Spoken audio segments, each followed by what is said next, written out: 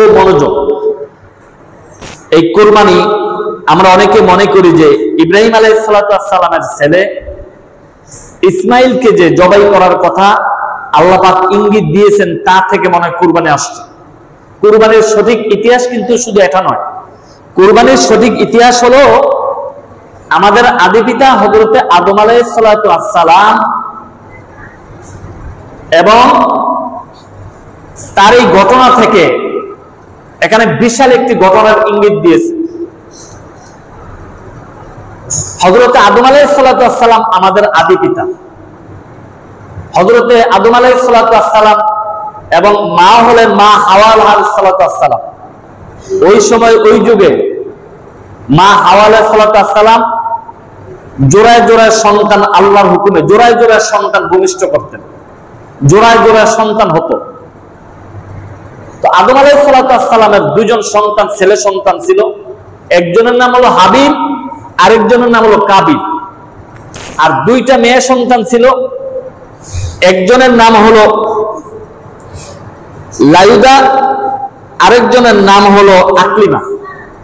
কেউ বলছেন লায়ুদা, কেউ বলছেন লায়ুজা। তো নিয়ম ছিল প্রথম বছরের ছেলের সাথে যে মেয়ে জন্মগ্রহণ করবে, পরের বছরের ওই ছেলের সাথে ভবিষ্যতে যে তার বিবাহ হবে। এভাবে এরকম সিস্টেম ছিল। মানে এই বছরে যেই ছেলে এবং মেয়ে জন্মগ্রহণ করবে তারা দুজনে ভবিষ্যতে যে বিবাহ হতে পারবে না। তারপরের বছরে যারা একটা ছেলে একটা মেয়ে জন্মগ্রহণ করবে তাদের সাথে বিবাহ বন্ধনে আবদ্ধ হতে পারবে না। এরকম একটা সিস্টেম ছিল। আল্লাহর তরফ থেকে একটা ফয়সালা ছিল। সেই ফয়সালা অনুযায়ী আমাদের আদি পিতা হযরতে আদম আলাইহিস সালাম তিনি তার দুই পুত্রকে বললেন, বাবা তোমরা তো বড় হয়েছো, তোমাদের বিবাহের বয়স হয়েছে, এখন তোমরা বিবাহ করবে। তো হাবিলের সাথে জন্মগ্রহণ করেছিল লায়ুদা, আর কাবিলের সাথে জন্মগ্রহণ করেছিল আকলিমা। আকলিমা ছিল খুব সুন্দরী, খুব রূপসী, আর লায়ুদা ছিল একটু শ্যামলা বা একটু ছোট বা অথবা একটু মহিলা সামলা, এরকম ছিল। যখন বড় হইল তখন কাবিল বলতেছে আমার সাথে আমার বোন আকলিমা জন্মগ্রহণ করছে, আমি আমার বোনের সুন্দর বোন, আমি ওকে বিবাহ করব। আদম আলাইহিস সালাম বললেন, না, এটা তো আল্লাহর বিধানের খেলাফ, এটা হতে দেওয়া যায় না, এটা হবে না। তখন বললো, এটা যদি না হয় তাহলে এটা আমি মানতে রাজি না। তাহলে বললেন, ঠিক আছে, তোমাকে একটা পরামর্শ দিতে পারে আল্লাহর বিধান অনুযায়ী। তুমি কি করো? আল্লাহর বিধান অনুযায়ী তুমি একটা কুরবানি করো। কি কুরবানি করবে? তোমার যে সাধ্য আছে এই সাধ্য অনুযায়ী তুমি কুরবানি করো। কুরবানি করলে ওই যুগের সমস্যা ছিল, যার কুরবানিটা আল্লাহ কবুল করবেন তার কুরবানিটা আগুন দিয়ে জ্বালাইয়া বৎস করে দেবেন, পুরো ছাই করে দিবেন। এতে বোঝা যাবে তার কুরবানিটা কবুল হয়েছে। আর যার কুরবানি কবুল হবে না, তার কুরবানি যেভাবে আছে সেভাবে পরে থাকবে। তখন হাবিল এবং কাবিল দুজনের সম্মত হলো, ঠিক আছে আমরা কুরবানি করব। তখন হাবিল কুরবানি করলো একটা বকরি, মতান্তর একটা ওট, একটা বকরি কুরবানি করলো। আর কাবিল কুরবানি করলো কিছু গম, কিছু ছাতু, কিছু এই নানান কিছু আলাদা করে কুরবানি দিলেন আল্লাহর নামে। কিন্তু আল্লাহর হুকুমে, আল্লাহর সিদ্ধান্ত, আল্লাহর ফায়সালা, হাবিলের কুরবানিটা আল্লাহ পাক কবুল করলেন, কাবিলের কুরবানিটা আল্লাহ পাক কবুল করলেন।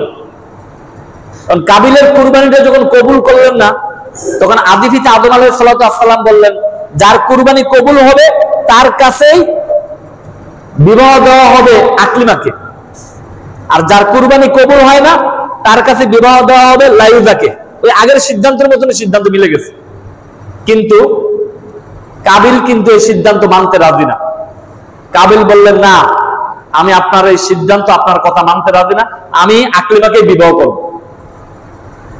আকলিমা খুব সুন্দরী, রূপসী, আবার আকলিমা এই কাবিলের সাথে জন্ম হয়েছে, কোন আমি আকলিমাকে বিবাহ করবো, আপনার কোন সিদ্ধান্ত মানতে রাজি না। তখন তিনারা যখন কিং কর্তৃত্ব বিবর হয়ে গেলেন, আশ্চর্যজনিত হয়ে গেলেন, কি করবেন, কি সিদ্ধান্ত দিবেন। যখন কাবিল যখন এই সিদ্ধান্ত মানতে রাজি না, কুরবানি দিলেন, কুরবানির ব্যাপারে বড় সিদ্ধান্ত মানতে রাজি না, তখন এই কাবিল বলল আমাকে আকলিমাকে বিবাহ করতেই হবে, আর আকলিমাকে যদি বিবাহ না দেন তাহলে আমি কিন্তু হাবিল আমার ভাইকে আমি মেরে ফেলব। এই কথাটা কোরআন শরীফের মধ্যে আল্লাহ রাব্বুল আলামিন 5 নাম্বার সিরিয়ালের সূরা সূরাতুল মায়েদার 27 নম্বর আয়াতে আল্লাহ পাক তুলে ধরছেন। আল্লাহ রাব্বুল আলামিন বলেন, ওয়াতলু আলাইহিম নাবা আবনাই আদামা বিল হক ইয কাররাবা কুরবানান ফাতুকুব্বিলা মিন আহাদিহিমা ওয়া লাম ইউতাকাব্বাল মিনাল আখার। আল্লাহ রাব্বুল আলামিন বলেন, হে আদম, আপনি পৃথিবীবাসীর মানুষদেরকে আপনার দুই পুত্রের বাস্তব কথাটা তুলে ধরুন। মানে এই যে দুই পুত্র যা করতেছে এই কথাটা আপনি তুলে ধরুন, তাদেরকে জানিয়ে দিন, এবং যথাযথ দুজনের কুরবানি করেছিল এই কুরবানির কথাও জানিয়ে দিন। কেননা আল্লাহ রাব্বুল আলামিন একজনের কুরবানি কবুল করেছিলেন হাবিলের, আরেকজনের কুরবানি আল্লাহ পাক কবুল করেন না, এটা হল কাবিলের। এই কথাটা জানাই দিন। যখন এই কথা যখন জানালেন, পরিশেষে তিনারা কাবিল কিন্তু আস্তে আস্তে আরো ক্ষিপ্ত হতে লাগলেন। কাবিল বললেন যে কি, আমি তোমাকে মেরে ফেলবো, মারার হুমকি দিলেন যে আমি তোমাকে মেরে ফেলবো। তখন বললেন, তুমি আমাকে মারতে পারো, কিন্তু আমি কিন্তু তোমার প্রতি হাত বাড়াবো না, তোমার প্রতি আমি রাগ হব না, গুসা হব না, তোমারও আমি মারবো না। এভাবে কোরআন শরীফের মধ্যে আসলেন, তিনি বললেন ক্বালা লা আকতুলান্না ক্বালা ইন্নামা ইয়াতাকাব্বালুল্লাহু মিনাল মুত্তাকিন। বললেন ক্বালা, তিনি বললেন আকতুলান্না, আমি তোমাকে মেরে ফেলবো। তিনি বললেন ক্বালা ইন্নামা ইয়াতাকাব্বালুল্লাহু মিনাল মুত্তাকিন, তুমি আমাকে মারতে পারো ঠিক, কিন্তু মুত্তাকিন যারা তারা শুধুমাত্র কেবলমাত্র আল্লাহকে ভয় করে, আমি আল্লাহকে ভয় করি, তুমি আমাকে মারতে পারো কিন্তু আমি তোমাকে মারবো না। এই ঘটনা আস্তে আস্তে যখন বাড়া আরম্ভ হয়ে গেল, তখন আল্লাহ রাব্বুল আলামিন এই কথাগুলো কোরআন শরীফের মধ্যে আল্লাহ পাক ঢুকাই দিলেন। কিন্তু হাবিলের কুরবানি আল্লাহ পাক কবুল করেছেন, কাবিলের কুরবানি আল্লাহ পাক কবুল করেন নাই। তিনি বললেন আল্লাহর প্রতি ঈমান তাকওয়াবান যারা আছে তাদেরকে আল্লাহ রাব্বুল আলামিন কবুল করেন, যদি তুমি আমাকে হত্যা করতে পারো, কিন্তু আমি তোমাকে হত্যা করব না, হাত বাড়াবো না। তিনি বললেন ইন্নী আকাফুল্লাহ। হাবিল বললেন ইন্নী আকাফুল্লাহ, আমি আমার আল্লাহকে ভয় করি। ইন্নী আকাফুল্লাহ রাব্বিল আলামিন, যিনি জগৎ সমূহের প্রতিপালক, আমার মালিক, আমার উপাস্য, আমার আইনদাতা, সে আল্লাহকে আমি ভয় করি। আমি কাউকে ভয় করি না, তুমি আমাকে মারতে পারো, কিন্তু আমি আল্লাহকে ভয় করি। পরিশেষে তিনি কাবিল তার বোনকে পাওয়ার জন্য, আকলিমাকে বিবাহ করার জন্য শেষ পর্যন্ত হাবিলকে মেরেই ফেললেন। মেরে ফেলার পরে এই কিন্তু প্রথম মানুষ এই কিন্তু মারা হয়। মারার পরে এখন কি করবেন? মরে গেছে, মরা লাশটাকে কি করবেন? তিনি চিন্তা ভাবনা করতেছেন যে কি করা যায়, এই মরা লাশটাকে কিভাবে গোপন করা যায় তিনি এটাও বোঝেন না যে কি করবেন। দেখলে তো আরো সমস্যা হবে। বুঝতেছেন আল্লাহ রাব্বুল আলামিন এই মরা লাশটাকে গোপন করার জন্য একটা কাক পাঠাইলেন। সেই কাকের কথাও আল্লাহ রাব্বুল আলামিন কোরআন শরীফের মধ্যে সূরাতুল মায়েদার 31 নম্বর আয়াতের মধ্যে আল্লাহ পাক বলে দিলেন। আল্লাহ রাব্বুল আলামিন বলেন ফাবাআসাল্লাহু গুরাবান ইয়াবহাসু ফিল আরদি লিয়ুরিয়াহু। আল্লাহ রাব্বুল আলামিন বলেন ওই লাশটাকে গোপন করাবার জন্য একটা কাক পাঠাইলেন। একটা কাক আসার পরে ওই কাক মাটি খনন করে ওই মাটি থেকে এভাবে ওই লাশটাকে গোপন করে দিলেন। এভাবে বোঝাতে চেয়েছেন আল্লাহ রাব্বুল আলামিন যে হাবিলের কুরবানি কবুল করেছেন, কাবিলের কুরবানি কবুল করে নাই। পরিশেষে দেখা গেল কাবিল তার ভাইকে দুনিয়া থেকে বিদায় করে দিল। এই ঘটনা থেকে পরিশেষে তিনি আবার পাহাড়ে উঠে গেলেন। পাহাড় থেকে ঘরে আবার তিনি সেখানে বড় দুই ভাইয়ের সাথে, এখানে তার নাকি মৃত্যু হয়েছে। এখন প্রথম এই খুনি হিসাবে দাবি হলো আদম আলাইহিস সালামের পুত্র কাবিল, তিনি খুনের জন্য দাবি। এই জন্য কেউ বলেছেন পৃথিবীতে যত খুন হয় তার আবিষ্কার হলো সর্বপ্রথম কাবিল। এই জন্য এই কুরবানিটা আসছে সর্বপ্রথম আল্লাহর আদম আলাইহিস সালামের দুই সন্তান হাবিল এবং কাবিলের এই ঘটনা থেকে। এবং ইব্রাহিম আলাইহিস সালামের এই স্মৃতির কথাও আপনার কিতাবের মধ্যে আসছে। সাহাবায়ে কেরাম জিজ্ঞাসা করেছিলেন যে এটা কুরবানিটা এটা কি? মা হাযিহিল আদাহিয়া ইয়া রাসূলুল্লাহ, হে আল্লাহর রাসূল বলেন তো দেখি কুরবানিটা কি? রাসূল সাল্লাল্লাহু আলাইহি সাল্লাম বললেন ক্বালা সুন্নাতা আবিকুম ইব্রাহিম, এটা হলো সুন্নাতা আবিকুম ইব্রাহিম, ইব্রাহিম আলাইহিস সালাতু ওয়াস সালামের স্মৃতিকে বছরে একবার স্মরণ করে দেওয়া, এটা হলো ইব্রাহিম আলাইহিস সালাতু ওয়াস সালামের একটা সুন্নাত। আর মূলত এই কুরবানিটা আসছে সেই আদম আলাইহিস সালাতু ওয়াস সালামের দুই পুত্র হাবিল এবং কাবিল থেকে ওই কুরবানিটা আসছে। আগের দিনে কুরবানি হলো যাত্রা কবুল হতো, তার কুরবানিকে আল্লাহ পাক আগুন দিয়ে একবারে পুরো ছাই করে দিত। আর এখন যদি কুরবানি হচ্ছে আল্লাহ সন্তুষ্টির জন্য যারা কুরবানি করবে, কুরবানিটাকে আল্লাহ পাক কবুল করে নেবে।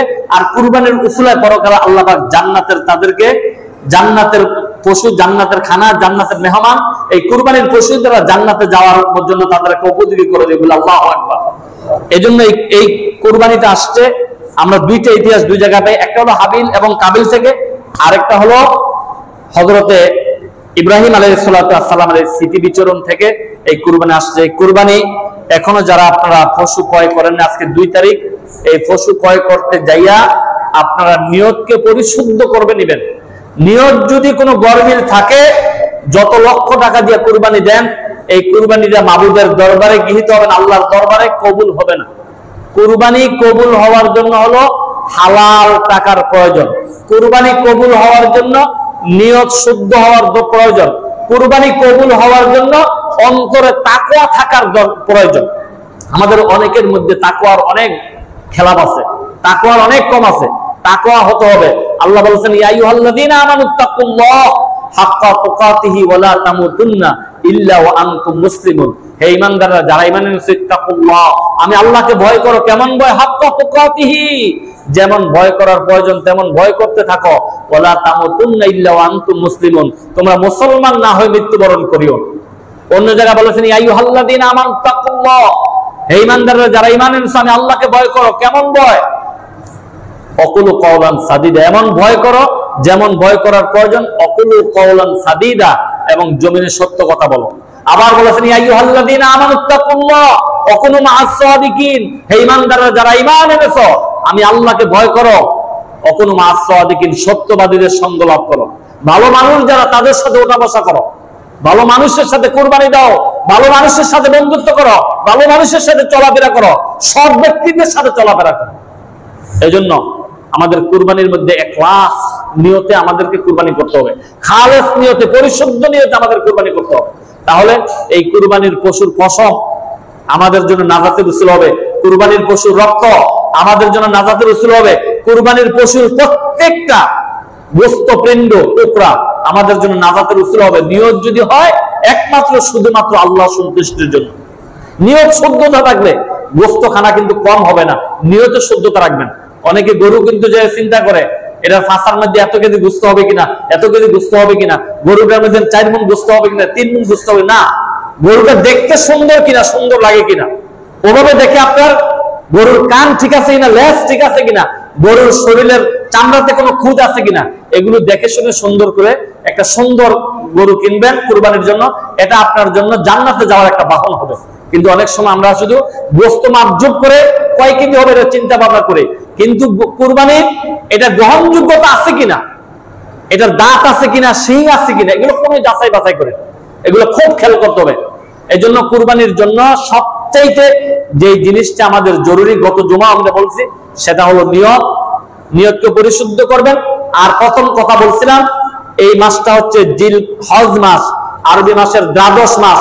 এই জিলহজ মাসে যে যত বেশি পারেন ইয়াউমে আরাফার দিন রোজা রাখবেন, মানে আগামী শুক্রবার জুমার দিন, 11 তারিখ আগামী শনিবারে হলো ঈদের দিন। যদি কেউ ওজর পান, সমস্যা হয়, 3 দিন পর্যন্ত কুরবানি করা জায়েজ আছে। 10 তারিখ, 11 তারিখ, 12 তারিখ 3 দিন কুরবানি করা জায়েজ। আল্লাহ বলেন লা ইউকাল্লিফুল্লাহু নাফসান ইল্লা ওয়াসআহা, বান্দাকে সাধ্যের বাইরে চাপাই দেন যে না আজকে একদিনে আজকে করতে হবে না। দেখা গেছে আজকে ফজরের সময় আপনার মা মারা গেছে, বাবা মারা গেছে, বা আপনার স্ত্রী মারা গেছে, এখন তো আপনার শোক, আপনার কুরবানি দেওয়ার মন মানসিকতা থাকবে না। আল্লাহ রাব্বুল আলামিন এর জন্য বিধান করেছেন যে আজকে দেওয়ার দরকার নাই, কালকে দেওয়ার দরকার নাই, 3য় দিন তুমি দাও, এটা সমস্যা নাই, দিতে পারবেন। 3 দিন পর্যন্ত কুরবানি করা দিতে পারবেন। ধনাত্মবান ব্যক্তিরা কুরবানি দিবেন। আর ইয়াউমে আরাফা আগামী শুক্রবার যারা পারেন রোজা রাখবেন, বেশি বেশি করে আল্লাহর কাছে ইস্তেগফার করবেন, বেশি বেশি করে দুরূদ শরীফ পড়বেন, বেশি বেশি করে জিকির করবেন, বেশি বেশি করে আল্লাহর কাছে কাঁদবেন। কেন ওই দিনটা অত্যন্ত গুরুত্বপূর্ণ দিন, ইয়াউমে আরাফার দিন। ইয়াউমে আরাফার দিন দোয়া কবুলের দিন। আর ইয়াউমে আরাফার দিন যত দোয়া কবুল হয় পৃথিবীর আর কোন একটা এমন দিন নাই এই দিনে এত দোয়া কবুল হবে ইয়াউমে আরাফার দিনের মতো। এই জন্য ইয়াউমে আরাফার দিনটা সবচেয়ে গুরুত্বপূর্ণ দিন। আর আমাদের দিনটা আগামী জুমার দিন, আগামী শুক্রবার করেছে। ওই দিনটা আপনারা রোজা রাখবেন, ইবাদত বন্দি করবেন, গরিব মিসকিন অসহায় খাওয়াবেন এবং নিঃস্ব ফকিরদেরকে আপনার টাকা পয়সা দিবেন। এবং কুরবানির পশু যারা ক্রয় করছেন, আরেকটি মাসালার মধ্যে আরেকটি নিয়ম হলো এই জিলহজের চাঁদ ওঠার থেকে আরম্ভ করে কুরবানির ঈদের দিন পর্যন্ত কোন চুল, নখ, পশম বা মাথার চুল এগুলা না কাটায় ভালো। যারা আগে কেটে ফেলছেন ভালো। এটা একটা মুস্তাহাব সওয়াব, কেউ বলছেন একটা সুন্নাত, কেউ সুন্নাত, কেউ মুস্তাহাব সওয়াব, এক কালার আছে। কিন্তু আপনি এটা পালন করলে ভালো করতে পারেন। কিন্তু কারো যদি এভাবে বিশ্রী হয়ে যায়, চুল অবস্থা বিশ্রী হয়ে যায়, নখের অবস্থা বিশ্রী হয়ে যায়, তাহলে কেটে সুন্দর করে ঈদগাহ ময়দানে যাবেন, এটা আরেকটা সুন্নাত। ঈদগাহ ময়দানে সুন্দর পরিপাটি হয়ে যাওয়া এটা আরেকটা সুন্নাত। এজন্য আমি সকলকে বিনয়ের সাথে অনুরোধ করব, আপনারা তো গরু ক্রয় করবেন, কুরবানির পশু ক্রয় করবেন, সকলে মিলে যাবেন। দুজন একজনকে দায়িত্ব দিবেন না। যারা যাবেন, যারা ক্রয় করবেন, যারা শরীরদের সকলে যাওয়ার চেষ্টা করবেন। অনেক জায়গায় দেখা যাচ্ছে দুইজন তিনজন আনছে, আনার পরে কয় এটা মেরা মেরা দেখা যায়, এটা তো পছন্দ হয়েছে না। এটা একটা মারাত্মক অবস্থা, কিন্তু এটা করা যাবে না। এবং গরু ক্রয় করার পরে আরেকজন শরীক নেওয়া যাবে না, যে আমরা তিনজনে ক্রয় করছি, টাকাটা একটু বেশি হয়ে গেছে, তুমি আরেকজন আমাদের সাথে শরীক হো না, এগুলো করা যাবে না। তাহলে নিয়তের মধ্যে গরমিল হয়ে যাবে। নিয়তের মধ্যে গরমিল হলে সম্পূর্ণ টাকাটাই শেষ। চারজন আপনার সাথে শরীক দেন, একজনের নিয়ত গরমিল, বাকি তিনজন শেষ। এই জন্য বকরি দিয়ে, একটা বকরি দিয়ে আপনি একাই দেন, নিয়তটা সহি রাখেন, এটাতে যথেষ্ট বেশি। কিন্তু 7টা পর্যন্ত আমাদের দেশে একসাথে একটা গরুতে 7টা পর্যন্ত শরীক হওয়া জায়েজ আছে। দুর্বলতার কারণে, আমাদের অনেকের পারিবারিক দুর্বলতার কারণে কিন্তু জায়েজ আছে। কিন্তু জায়েজ করতে যাইয়া দেখা গেছে আমরা যাদেরকে নিয়ে কুরবানি করি শতকরা 90% লোকের নিয়তের মধ্যে ভেজাল। যে কয়েক মাস আগে মেয়ে বিয়ে দিছি, যদি কুরবানি না দিই, বাইরের দাওয়াত দেব, এটা কেমন জামাইদার দাওয়াত দেব, এই নিয়তে কুরবানি করে। আরেক তারা মনে করে যে সারা বছর দিয়েছি, এই বছর যদি না দিই কি হইবা, 20,000 টাকা একদিন আমাদের শরীক হই, এরকম নিয়ত করে সব গরমিল নিয়তের কারণে আপনার আনতাহাব্বাতা আমালুকুম, সব আমল শেষ হয়ে যাবে, সব কুরবানি শেষ হয়ে যাবে।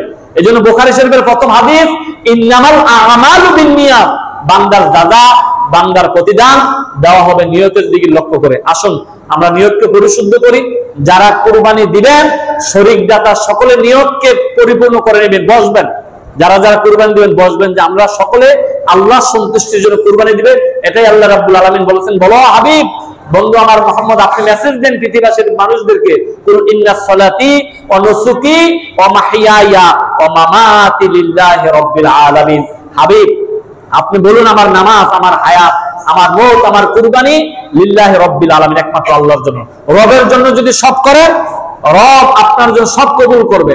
আর রবের জন্য না করে যদি কাউকে দেখাবার জন্য করেন, সব এটার মধ্যে বিফল হয়ে যাবে। এই জন্য নিয়তকে পরিশুদ্ধ করবেন। নিয়তকে পরিশুদ্ধ করে আপনার সব কাজ করবেন। নিয়তের মধ্যে বেজাল থাকলে কিন্তু সমস্যা হবে। এক বেচারা খুব প্রখর, খুব অহংকারী, খুব জামাগি, তখন বলছে এই মেম্বার সাহেব কই যান, তো বাজারে যাই গরু কিনবো, কিন্তু ইনশাল্লাহ বলে না, আলহামদুলিল্লাহ বলে না, মারহাও বলে না, কিছু বলে না। নিয়ম হলো কোনো কাজে করার আগে যে কোথায় যান বা কোথায় সামনের যদি কাজ থাকে, ইনশাল্লাহ যে কাজটা আমি করব, এরকম একটা ভরসা আল্লাহর উপর রাখার দরকার। বললেন ইনশাল্লাহ বললেন না, ইমাম সাহেব বলতেছে বা লোকেরা বলতেছে বাজারে যেতেন গরু কিনবেন, তো ইনশাল্লাহ বললেন না বা আল্লাহর উপর ভরসা রাখবেন। টাকা তো পকেটে আছে, গরু বাজারে আছে, ইনশাল্লাহ করার কি দরকার আছে? এই বাজারে গেছে, ঘুরতে করতে ঘুরতে করতে দেখা গেছে বাজারে তো গরু বাজারে ভিড়, আর ফকট ফোড়ার টাকা লইয়া গেছে। বিকাল বেলা যাইতেছে মাগরিবের উক্ত, আমি জিজ্ঞাসা করে মেম্বার সাহেব গরু আনলেন না? তখন বলছে হুজুর ইনশাল্লাহ পরে আমার টাকা লইয়া গেছে। ওই সময় ইনশাল্লাহ বলে কি লাভ হবে? আগে ইনশাল্লাহ বলার দরকার ছিল। আল্লাহ এমন করছে যে আমার